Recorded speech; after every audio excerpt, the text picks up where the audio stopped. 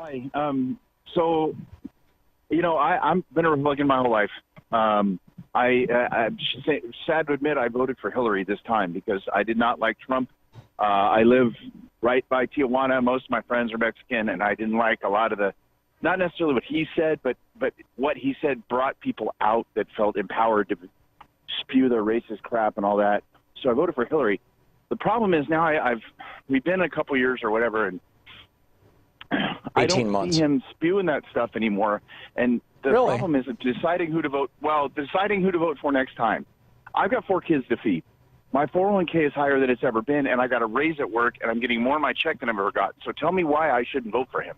Well, you must be a high-income white guy.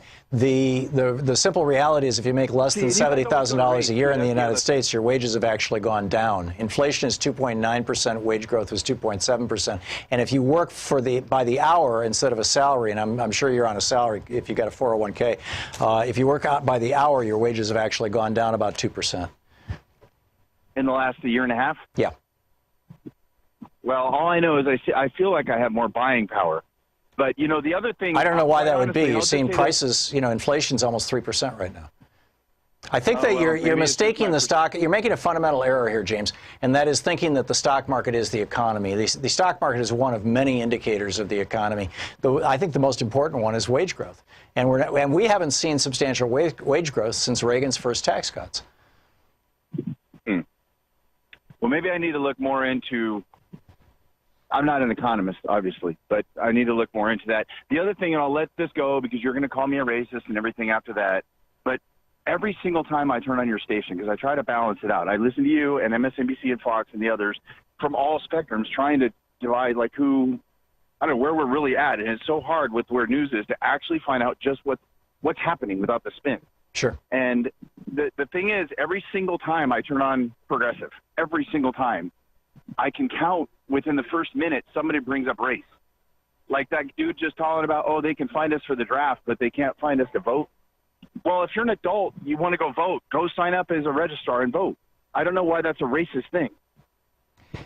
You've got about 25% of America who every single day when they wake up and walk out of the house have to be concerned about somebody hurting them, killing them, diminishing their job opportunities, arresting them, shooting them, simply because of the color of their skin. And I get it. You and I are white guys, and we don't wake up worrying about how the color of our skin is going to influence our day. It's something we don't think about pretty much ever, unless something's right in front of us that forces us to think about it, and that makes us uncomfortable.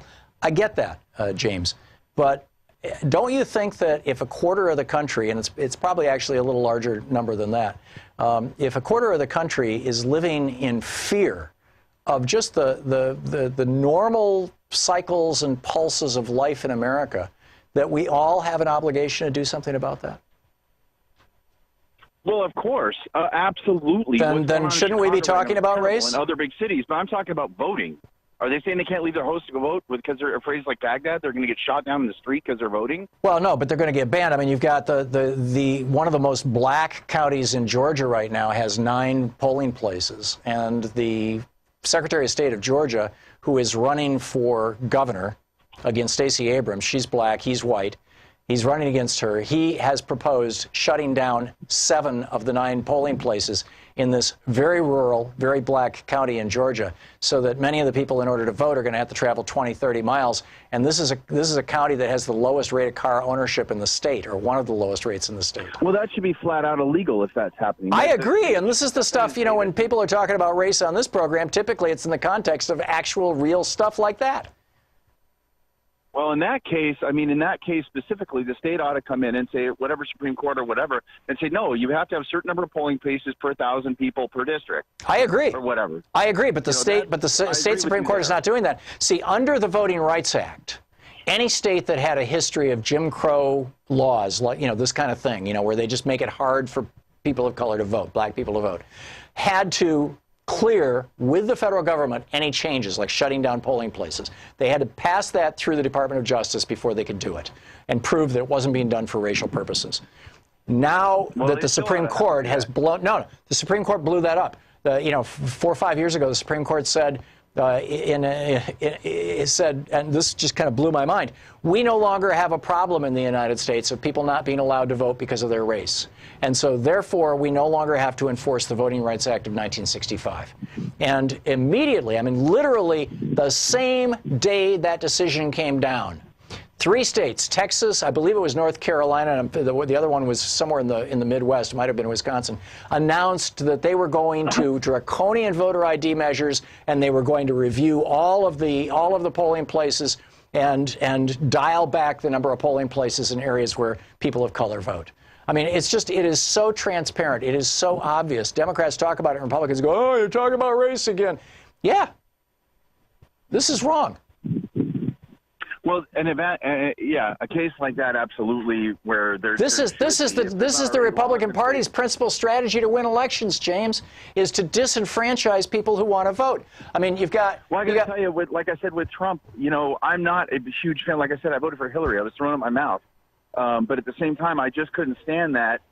You know, I guess I'm more libertarian, or so. I wish we had a third damn option, because I'm not left. I believe in gun rights. I think abortion, I mean, you ever hear a 7-month baby's heartbeat on a monitor? I have, because I have 4 of them. I hate these assholes that kneel for the flag. Yeah, I'm sorry, James, I got to stop you right there. You can't use that kind of language on the air. I'm sorry. You know, and yeah, so you hate people who are kneeling for the flag. But apropos of the voting, James, if you're still listening on your radio, and my apologies to any of our listeners who might have, I think we bleeped that out. Thank you, that obscenity. But this is the basically the founder or co-founder of the Heritage Foundation and a number of the other right-wing think tanks. He was helping to run the Reagan campaign in 1980 when he said this to a group of Republican Christian activists in the basement of a church in Texas. A couple of hundred Republican activists who were all very active in Christianity. This is Paul Weyrich. Now, many of our Christians have what I call the goo-goo syndrome. Here, we'll start it over again. Hang on just a second here. Okay. I don't have you. Oh, you don't have it? Okay, I'll do it some other time. Paul Weyrich he basically came right out and said, you know, I don't want everybody to vote. Quite candidly, our leverage in the elections goes up as the voting populace goes down. It was just that simple.